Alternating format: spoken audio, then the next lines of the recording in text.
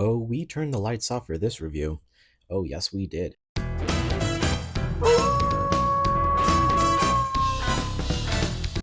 Welcome to the channel, birthday girls, and happy Halloween. And if you're not watching this on Halloween, then I don't know, happy Tuesday. I had this video idea since the summer. I was holding out for spooky season. Spooky season. It's spooky season. But we need to talk about Longlegs. This movie dominated the summer horror conversation. This became Neon's highest grossing film, I believe. But what absolutely needs to be studied and replicated from this movie is the marketing tactics. Social media ads about Micah Monroe's heart beating seeing Longlegs for the first time, billboards with cryptic phone numbers to call and a spooky answering machine message, spreading Zodiac codes in the papers. It just built the anticipation. Marketing made this seem like the scariest movie of the year. Oh wait, no, that was the critics that did that. And the audience left that movie rather mixed. Some found it boring, some found it pointless, interesting but not scary. And then the other half of the spectrum left like freaked out, found the film very, very effective, and they left with one of their more favorite movies of the year. I personally really did like Longlegs, one of my favorite movies of the summer. I even did something that I don't often do, and I went to rewatch Longlegs in theaters. I did so just to catch things that I did not catch on the first watch. However, the one conversation about Longlegs that I could not join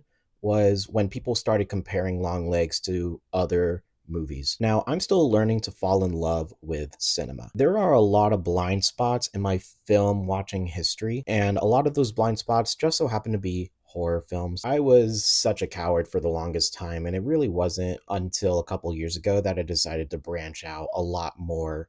And now horror is one of those genres that I generally look forward to watching in a theater and get that communal experience with a full audience. Now, that being said, when people started comparing Longlegs to a bunch of movies, I had never seen any of them. Now, for this video, I have watched 4 movies that constantly got comparison to Longlegs. I will review those movies and I will do my own personal comparison to the movie Longlegs and my experiences with these movies. These movies are Silence of the Lambs, Seven, Zodiac, and Cure. I will also be doing my own review of Longlegs. If you have not watched any of those 5 movies, I will be going into spoiler details.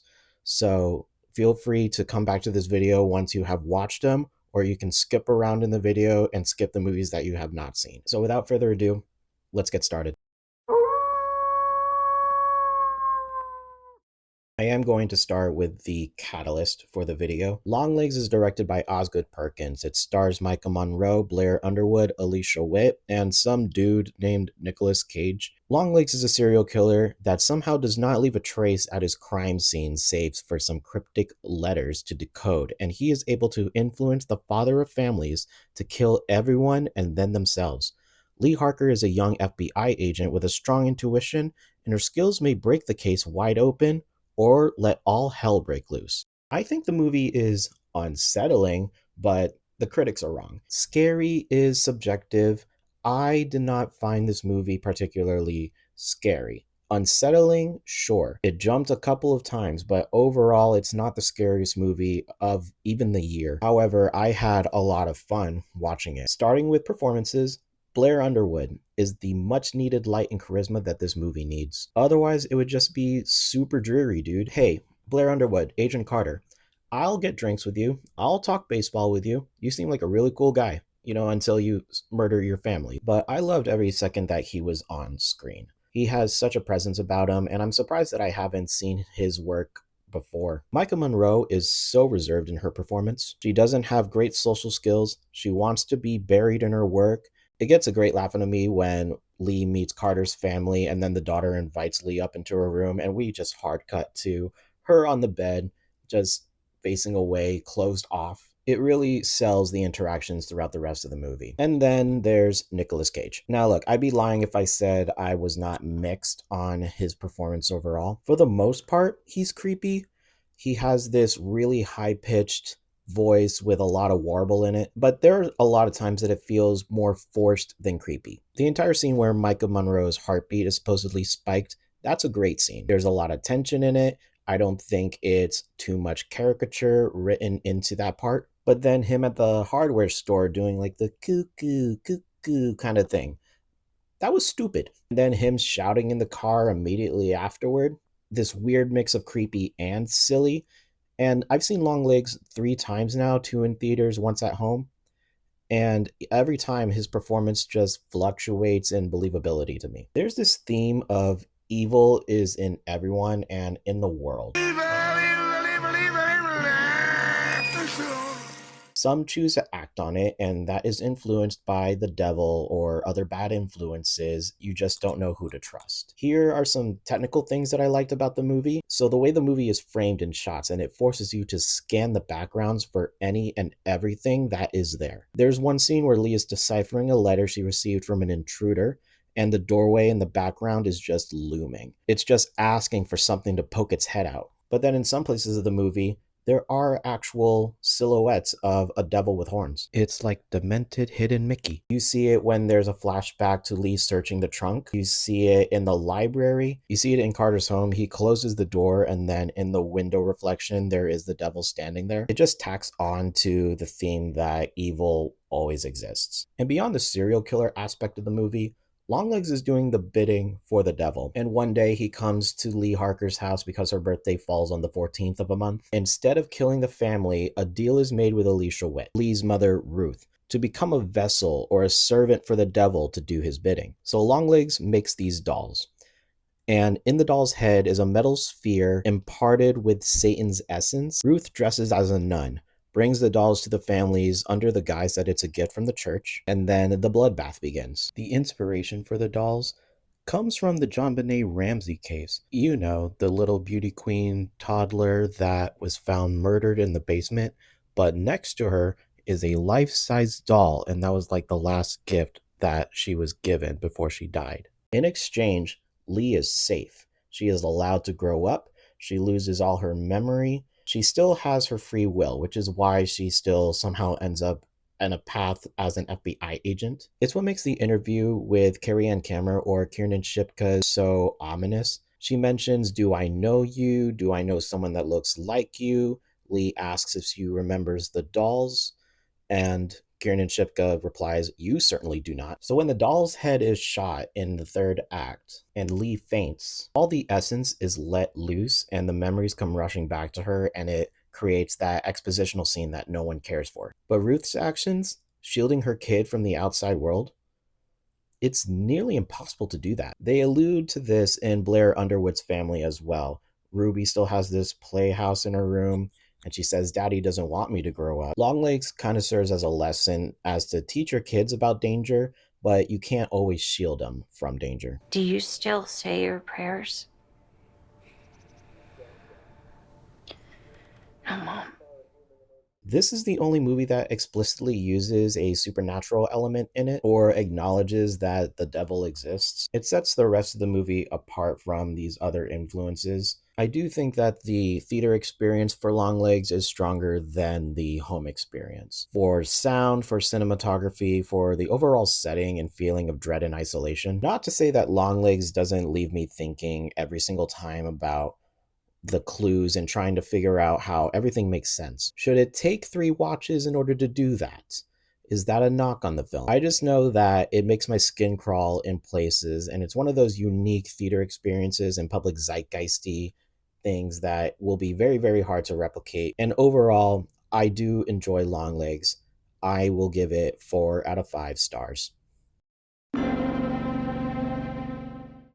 Arguably, the movie that Longlegs was compared to the most was 1991's Silence of the Lambs. Hell, even Osgood Perkins himself said that he wanted a serial killer in the vein of Silence of the Lambs. This movie does not need an introduction.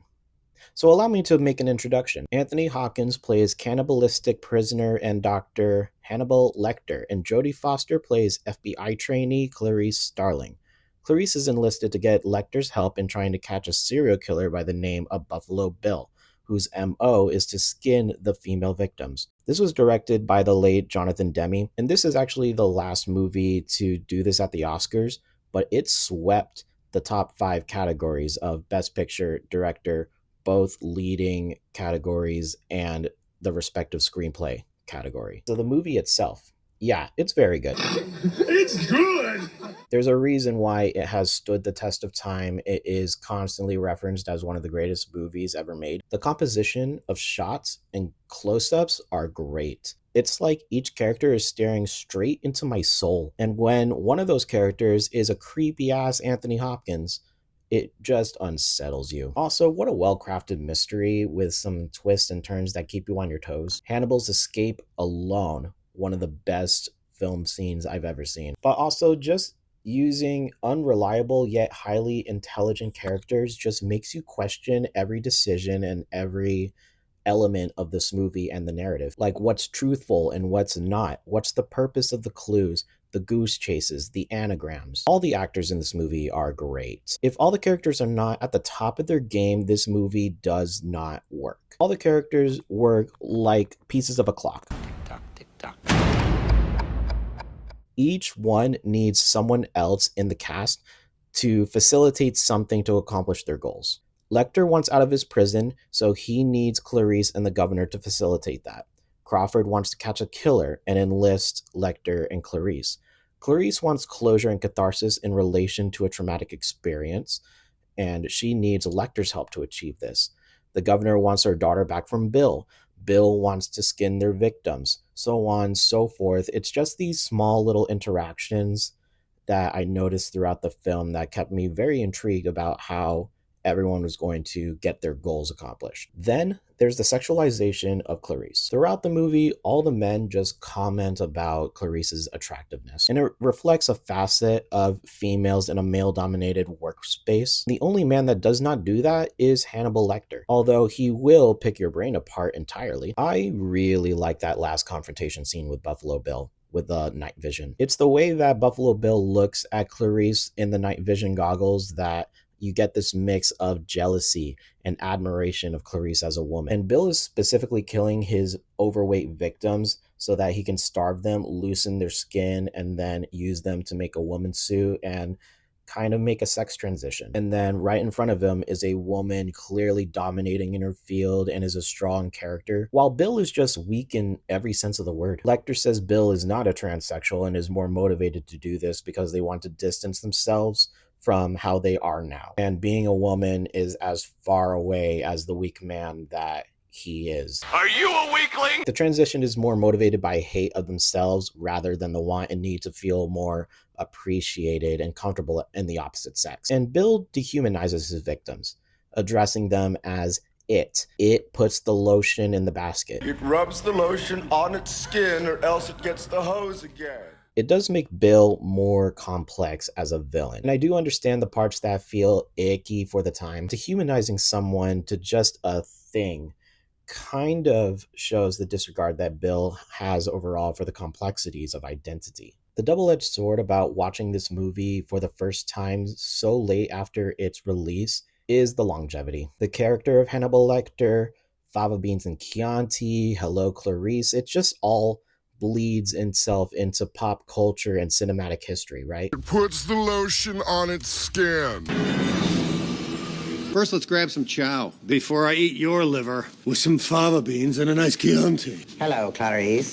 This dirty little lamb has just been silenced. And some of that excitement kind of just gets sucked away after you've seen it so many times out of context. Otherwise, on subsequent watches, a lot more layers will be uncovered in this movie for sure. So now, is Silence of the Lambs warranted in comparison to Longlegs? Well, they're both FBI agents that have a secret sauce that their male supervisors don't have and need in order to solve a case. There's a scene at a morgue. There's ambiguous endings. They both interview a serial killer.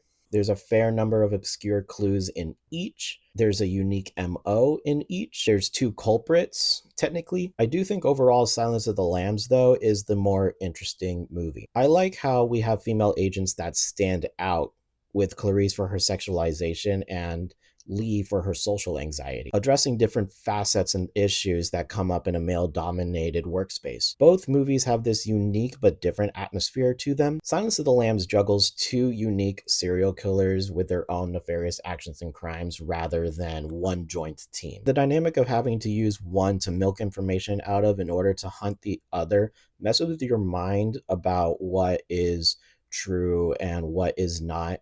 And it's just much more tension filled than simply explaining it as, oh, it was a supernatural force. Misdirection. Longlegs feels much more straightforward in its narrative, while Silence of the Lambs kept me searching all the time about what is real, what is not, what is truth, especially when we jump between our two killers. I understand its comparison, it's kind of warranted, but overall Silence of the Lambs for sure held its expectations, and I can't wait to rewatch this. I give Silence of the Lambs 4.5 out of 5 stars. The other movie that Osgood Perkins referenced as inspiration to Longlegs is Seven. Clearly the audience caught on because this is the second most mentioned movie when I heard about comparisons to Longlegs. Seven is directed by David Fincher. It stars Morgan Freeman as a homicide detective 1 week out from retirement, and he is paired with a transferring detective played by Brad Pitt. And they are tasked with finding a serial killer who is committing his murders based off the 7 deadly sins: gluttony, greed, lust, envy, sloth, pride, and wrath. I'll state the obvious when I say David Fincher knows what he's doing behind the camera. He is one of the most celebrated directors of all time, and for me, he crafted a very effective slow burn in this movie. It burns. So I was finishing dinner when I threw this on, so I was half paying attention at first. But when I saw images in the opening credits that were not just cast and crew names, I rewound that shit twice. Dropping hints into your movie so early is admirable, and I know this style was revolutionary for the time. You set a mood that way, and it's ominous, and it tells you everything is about to get vile. It already has this film noir mood to the movie, the fedora, the smelly city, and overall it just crafts into this haunting experience, especially on a first time watch. The composition of the sloth victim alone is so haunting. Interviewing the guy that has to mutilate the lust victim, the first big shootout at St. Thomas actually jolted me, and then there's the ending. And here's the thing. It's the same issue with Silence of the Lambs. It's the curse of not having seen this movie before, but yet the ending for sure having permeated itself into pop culture. Maybe Patrick's a deranged maniac who keeps his victims' severed heads in a box. So I knew someone's head was going to end up in a box, which means that you have to build some really good tension until I get to see said severed head. I think David Fincher effectively does this. Performance-wise, good stuff all around. You see Morgan Freeman and Brad Pitt butting heads because one is old and traditional and jaded. The world is full of sins and evil, and our species is going to hell. That was the worst Morgan Freeman impersonation on the planet. The other has a complex made up of I'm young and impulsive.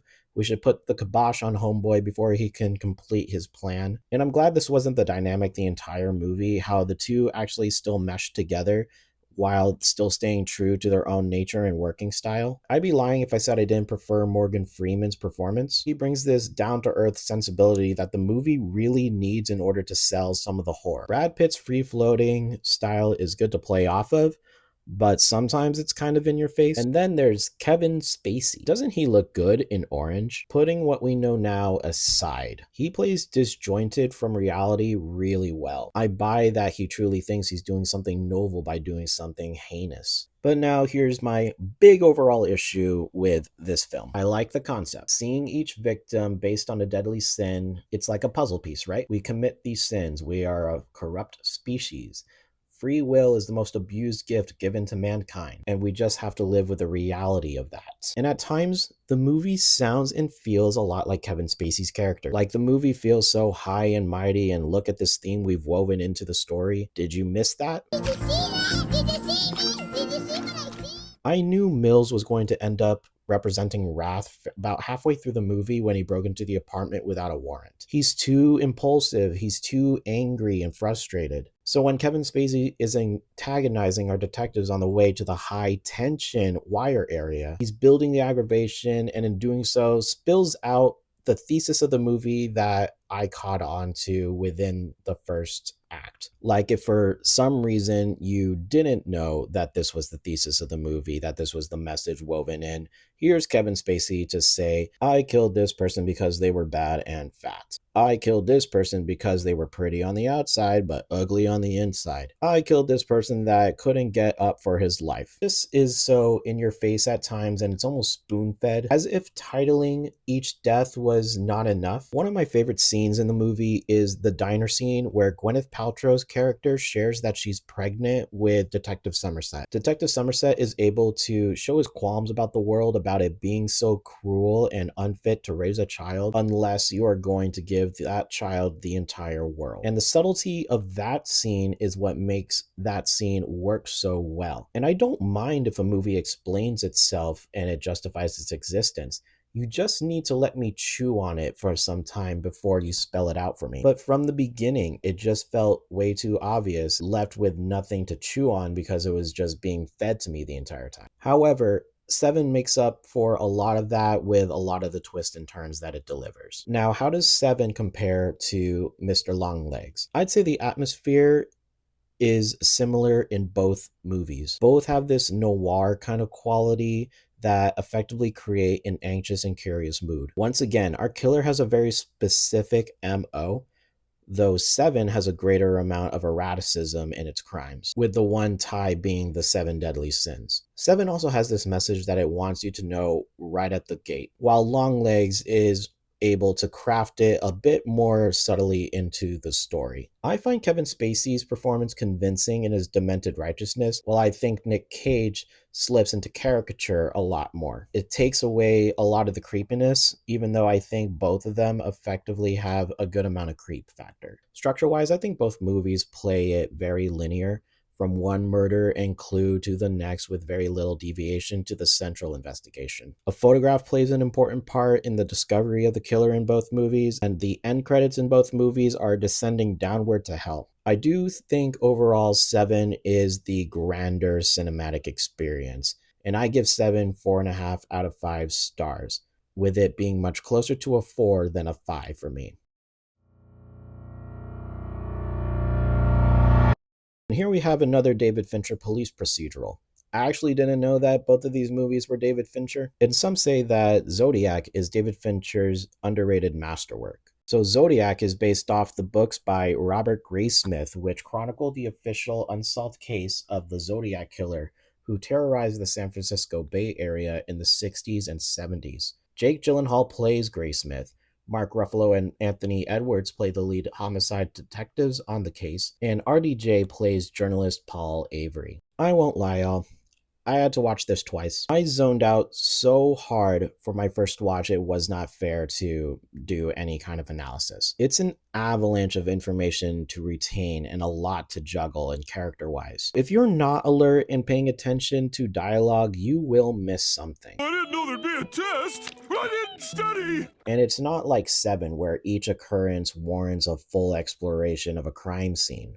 We do see murders occur, and my particular favorite is the one that involves the mother and child getting a ride home. That one definitely left me full of tension and tightness in my chest. But only one crime scene is fully explored in this movie, and it is that of cab driver Paul Stine. The majority of this movie is interviews between parties, between police departments, between journalists, following up on tips. Yeah, this movie just really ask you to pay attention to it in order to connect all the dots that it needs you to. Ashley, look at me. And sometimes I was on board and sometimes I was not. The thing about Zodiac is just how messy the actual case is. No specific MO, cryptic ciphers, cocky written letters, tips that lead to nowhere, over sensationalized so that the public is scared and then they're trying their hand in the case. What makes this movie more unique than the rest of my watches is the fact that this is a true case. And because it's a true case that is well known, or at least I knew very, very well, a lot of this information just is not new to me, or it's not grabbing me like I think it should be. We have 3 main men in this movie that are obsessed with the case. Magic word, obsession. I guess this is a theme that carries through David Fincher's films. I've only seen 3 of his movies, though. I kind of see it, and yet I want to explore the rest of his filmography before I make that executive decision about it. You have Mark Ruffalo, who really wants this case to close, and when one suspect becomes the primary candidate, he zones in hard on them. You have Robert Downey Jr., who, as the investigative reporter, wants the primary information to break the news first. And then there's Jake Gyllenhaal, who, for all intents and purposes, represent us, like the normal person, the public. But he has a bit of a leg up working across from RDJ. And when the 2 other people give up, Jake Gyllenhaal still has this drive to see this case to completion. But the other common thread between all 3 is the means and ways that they want to achieve their goals by skirting around law and protocol. It's an interesting through line explored and seeing the deterioration that it has on these men's lives. It also reminds me a lot of the movie Red Rooms. Go check out that movie and check out my review on my channel about it. I am going to knock the runtime on this movie. I was getting antsy, especially when Jake Gyllenhaal takes over the narrative. I understand the want to not leave any stone unturned, and as far as I'm aware, they include nearly every single detail from the case, from their books. But if I'm not as invested as your main characters, then it will wear me down. And I'm fully aware this is probably a me thing. Maybe BuzzFeed Unsolved ruined me for this case because they were able to squeeze it into a 22-minute YouTube video. It wasn't Ted Cruz unless he's a fucking time traveler. Unless he changed his birth certificate, man. And don't get me wrong, I was invested in this movie.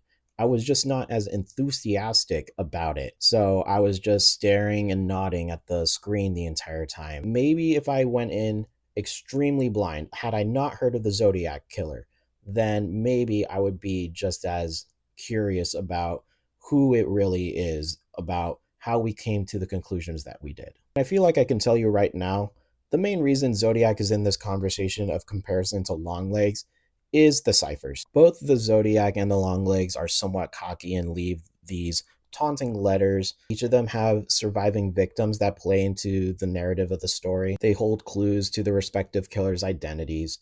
But that's honestly where I leave the similarities. Just because this movie has so much about the journalistic approach, it kind of weighs away from some of the police procedural of the case. It's definitely a unique movie to lump in with all these movies of comparison, but the killer is so erratic in its MO. It's the fact that for all these movies, the Zodiac killer is the only one that actually gets away. And I'll be honest, it's my least favorite of the movies that I watched in preparation for this video, even though I do think it's still a good movie and I would be willing to rewatch this.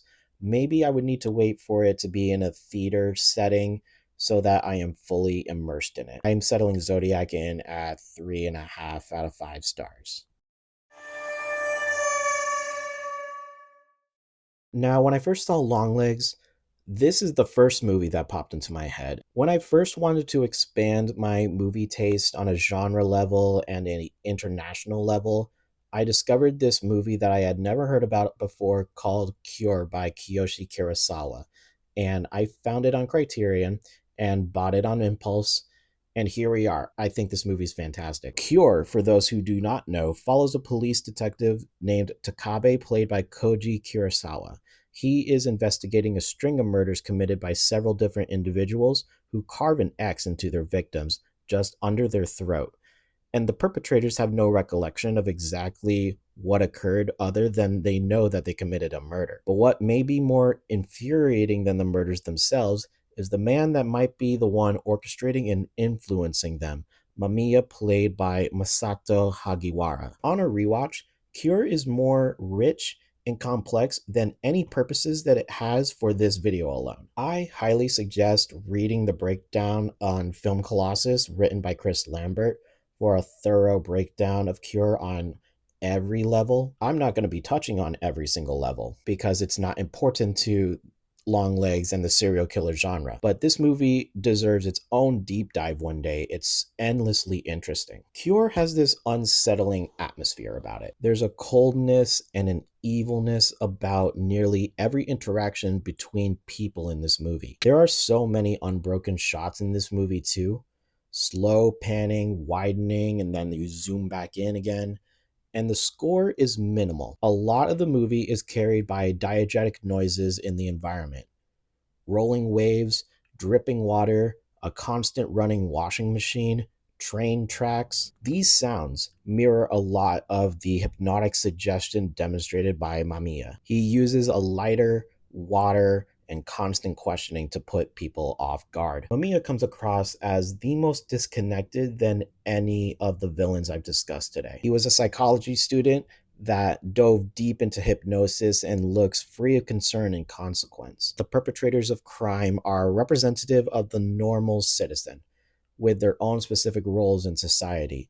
You have a teacher, a doctor, security personnel, Mamiya the student, and Takabe the detective. Each carry their own burden in a societal sense, but then each individual has their own personal hangup, one full of resentment. I hate you! I hate you!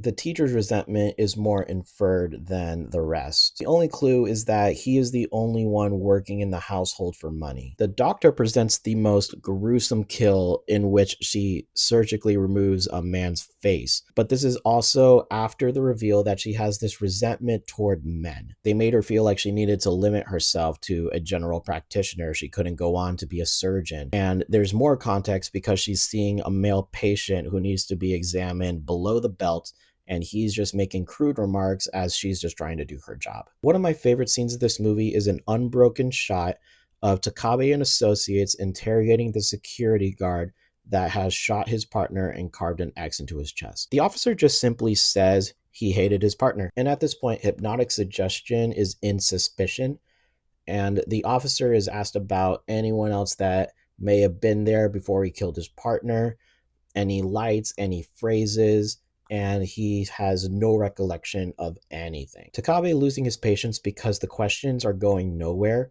ends up on the ground with the suspect just shining a flashlight in his eye, and then taking a second to gain his composure again.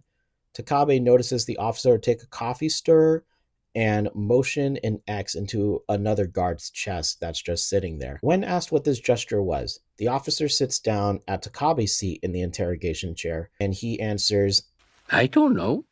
He sits down at Takabe's seat because at this point of the movie, the assailants still have the advantage. We have no idea what's going on. Mamiya is our Longlegs in this movie, and he is carefree, without concern, without resentment. According to the movie, hypnosis was once known as soul conjuring. Mamiya has a way to break down the people that he talks to and see through their souls. He seems to know the doctor's backstory of how she became a general practitioner. He says a character's clothing without having seen them. And more importantly, he can break down the toughest of people like Takabe to the point that Takabe finally airs the grievances he's been holding in all movie about his wife, who is suffering from some form of memory loss. Takabe and his home life are falling apart slowly the entire movie. His affection for his wife slowly turned from one of concern and reassurance to one of resentment and hate. She becomes a burden to take care of. She turns on an empty washing machine constantly. She wanders off from home. She makes dinner and forgets to cook it. I hope you like carpaccio. You see, Takabe, the normal man, almost snap. Even the toughest people have their breaking points. Hypnosis was once used as a medical practice, a way to heal. But what about a total cure? See what you did there? Mamiya's form of healing, his cure to being tormented by resentment, is to fight it at its source and eradicate it. The eradication is why everything is eliminated with an X. It's different when that source of resentment is a person versus like a construct, an object, or a habit. And the end is just much more ominous when Takabe has finally gotten rid of his resentments, his wife and Mamiya, but then the waitress he was talking to seems to have her own snapping point in which a manager tells her something, and then the waitress grabs a large knife, and then we cut the scene. Society as a whole holds in these resentments, but who knows when we are going to snap or what action is going to be that tipping point for us. There's a man at the dry cleaners. He's waiting for his clothes and he's muttering things under his breath like, they're a bunch of idiots, go to hell, all this nasty things, and then the vendor comes back with his laundry and the man snaps back to normal. Society is on the verge of cracking all the time, in a way where violence may be an inevitable answer to our frustration. And when I tell you I'm only scratching the surface of Cure, I'm only bringing what's relevant to what I saw in Longlegs. I'm not joking. This is such an incredible movie with so much to look out for on a rewatch. I feel like you could watch this every single day for a week and still find something new about it. And now, in comparison to Longlegs, having others do the murders on your behalf is the first trigger that said, oh, that's like Cure. There's the whole twist and turns and not knowing what's next to connect the dots. In a similar way to how Cure uses diegetic sounds to create distraction and trance the audience, Longlegs uses its cinematography and having so much empty space in the backgrounds of cinematic shots so that your eyes dart around, training the audience to look for something. There's this through line of patterning and passing on the torch of responsibility, how evil persists in the world no matter what. I'd argue that Mamiya and Longlegs are the most similar out of all of our serial killers, because they both kind of act aloof to what they do, even though they both have their own personal agenda about it. There's something in the atmosphere that feels similar in both movies, and I think our lead investigators are a lot more similar than you think. Both Takabe and Lee Harker become more connected in the central evil of the movie without really knowing what the future holds for it. And I argue that Cure is the most complex movie with a lot more themes from Western society permeating Japanese culture. It's why Cure is just so interesting to break apart. There's no doubt I will be revisiting Cure again, and that's why I give Cure 5 out of 5 stars. So, ladies and gentlemen, what have we learned? There are plenty of ideas in serial killer movies that permeate pop culture, and Longlegs just so happen to include a lot of elements out of a lot of different movies. Pure originality these days, extremely hard to come by. The horror genre is still arguably the genre that is putting out the most creative stuff. You are going to have more police procedural, serial killer hunting movies in the future. It's the uniqueness of certain directors, of a script, of the actors to make their movies stand out. And honestly, my eyes would not necessarily have darted to all these comparisons had the public just not talked about it enough. Watching Longlegs at face value, I see influences from here and there, but I think it stands on its own as its own really interesting movie. I think all these movies stand on their own as their own interesting movie. Doing comparison of art is fun. To be an artist, to be in film, you have to take risks. You have to try something, you have to be inspired by something to make your own spin on it. This is just the nature of filmmaking, the nature of writing, the nature of art. This won't be the last time that we will have mass comparison to a certain film that has just captured the cultural zeitgeist. But for my money, this is the most interesting zeitgeist of the year. If I had to rank all the movies that I watched, I'd say Cure, Silence of the Lambs, Seven, Longlegs, Zodiac. But that's just my ranking. If you've seen all 5 of these movies, let me know in the comments below. And thank you for watching. My name is Kyle, and I'm still learning to fall in love with the medium of cinema. If you want to join me on that journey with more movie reviews, more deep dives like this, and more rankings to come to the future, hit subscribe, hit the notification bell, like the video, follow me on Letterboxd. Comment below anything that I may have missed, what other serial killer movies I should look out for. Don't forget to like the video, and until next time, that's a wrap.